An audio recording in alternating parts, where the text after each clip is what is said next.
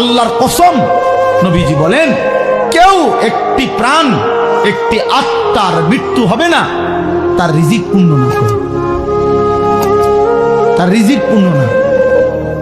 আজকে অসংখ্য বাবা মা, অভিভাবক আপনার চোখের সামনে আপনাদের ছেলে মেয়েদেরকে শুধুমাত্র ফিকির করছেন, আপনি বাবা ও আপনার ছেলে, মা ও আপনার সন্তান, বাবা মা আর সন্তানের সাথে সম্পর্কের ভিত্তি উপার্জন।